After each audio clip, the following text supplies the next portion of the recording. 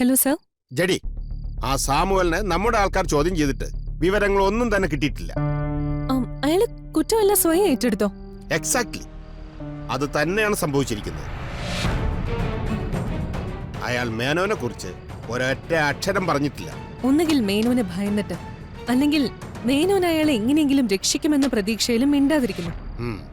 ഇതില് രണ്ടാമത്തേത് പൊളിക്കാൻ സാധിച്ച സാമുവല് കാര്യങ്ങൾ പറയാൻ സാധ്യതയുണ്ട്. എല്ലാ വഴിക്കും ശ്രമം നടത്തുന്നുണ്ട് ജഡി. എന്തെങ്കിലും അപ്ഡേറ്റ് ഉണ്ടെങ്കിൽ ഞാൻ ഉടനെ അറിയിക്കാം.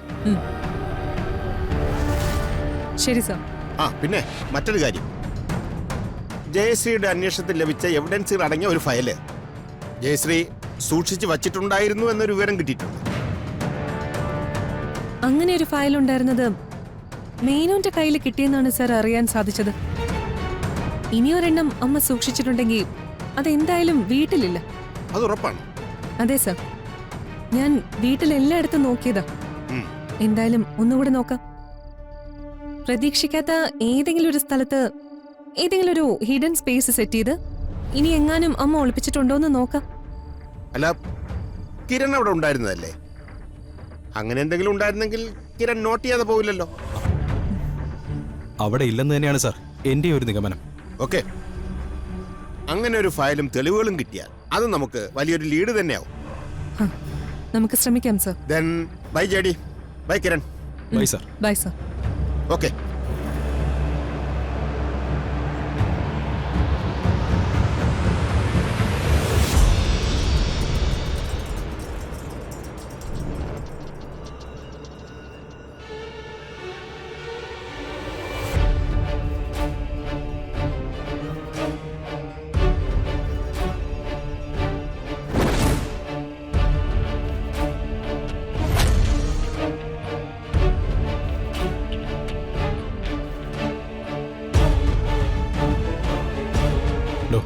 താനിങ്ങനെ നിരാശപ്പെടേണ്ട കാര്യമൊന്നുമില്ല.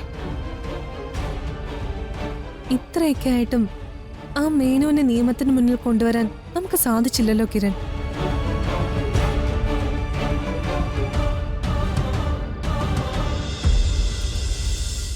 നമ്മൾ അവനെ നിയമത്തിന് മുന്നിൽ കൊണ്ടുവരിക തന്നെ ചെയ്യും.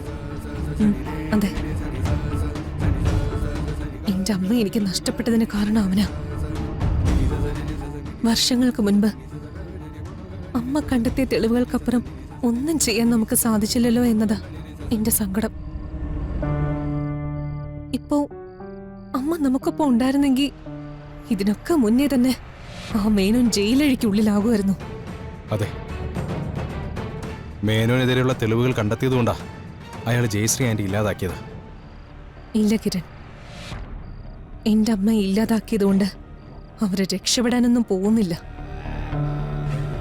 അമ്മ തുടങ്ങി വെച്ചത് ഞാൻ അവസാനിപ്പിക്കും. നിയമത്തിന്റെ മുന്നിൽ അവനെ ഞാൻ കൊണ്ടുവരിക തന്നെ ചെയ്യും. അതെ, അതിനുവേണ്ടിയാണല്ലോ താൻ ഇത്രയും കഷ്ടപ്പെട്ടത്. ആ ലക്ഷ്യം നമ്മൾ നേടുക തന്നെ ചെയ്യും. അമ്മയുടെ ലക്ഷ്യത്തിലേക്ക് ഇനി അധികം ദൂരമില്ല കിരൺ. ഈ നാടിന് തന്നെ വിപത്തായ മേനോനെ നമ്മൾ ഇത്രയും വേഗം നിയമത്തിന് മുന്നിൽ കൊണ്ടുവരും. എന്റെ അമ്മയ്ക്ക് വേണ്ടി ഞാൻ ചെയ്യുന്ന കടമയത്. തന്റെ ഒപ്പം ഞാനുണ്ട്.